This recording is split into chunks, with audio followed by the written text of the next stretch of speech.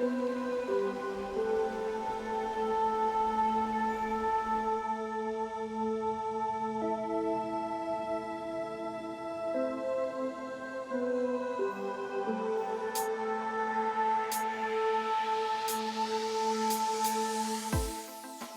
name is John Lee Thompson, and I am the trout stocking coordinator for the state of Georgia. Georgia Department of Natural Resources, in cooperation with the U.S. Fish and Wildlife Service, stock 1 million catchable trout in Georgia each year. The catchable trout is a fish that reaches about 10 inches in our hatcheries and are stocked in about 25 different counties all across North Georgia.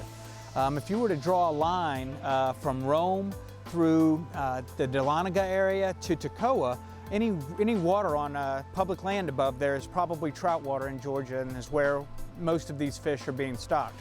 There's also a huge trout fishery below Lake Lanier that's worth mentioning, runs right through downtown Atlanta on the Chattahoochee River.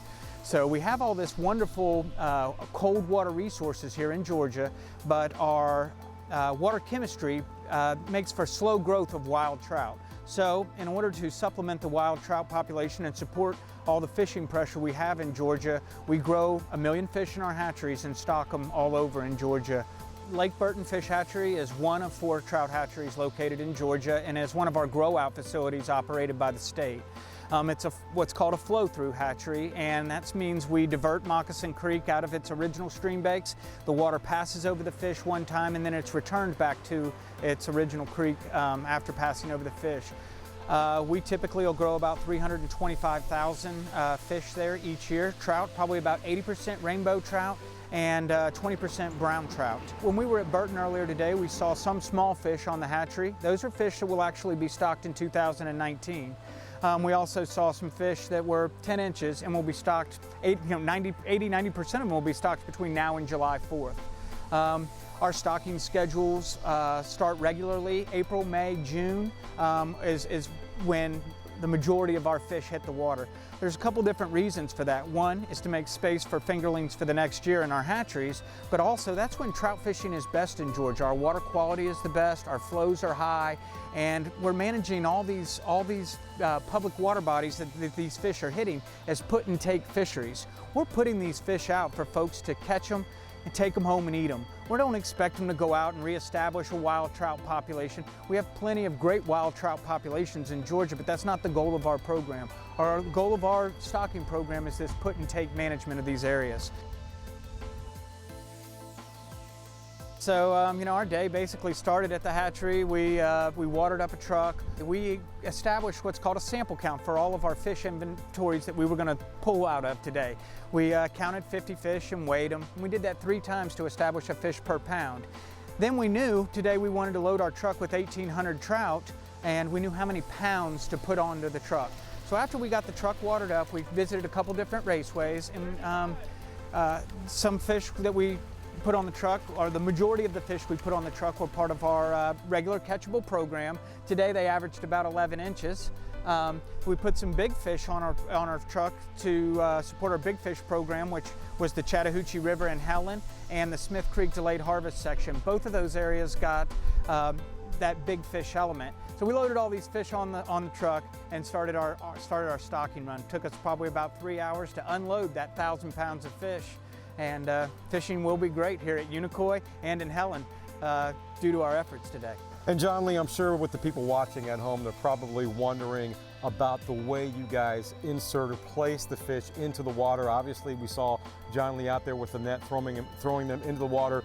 Right off the bat, we just want to let you know it does not harm the fish. You guys take the utmost care in making sure that these fish are safe. But talk about that method. It's actually a method called throwing fish. Right, yeah, absolutely. All of our technicians are trained in throwing fish. We don't just put them out there on the first day and expect somebody to do that.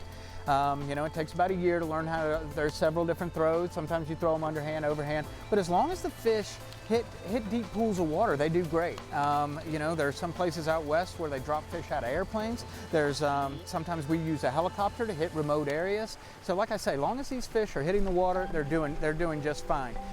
We like to disperse our fish as much as possible so that all of our fish aren't stacked in one hole, and that requires us to move down the creek, throw a few in, get in the truck, drive down the creek, throw a few in. I mean, sometimes we're afforded that opportunity to do some quick releasing, but to get good fish distribution, really that's the only way to get it done. Yeah, and obviously, you know, you have to put fuel in that truck to get it down the road, to drop those fish in the water. That costs money.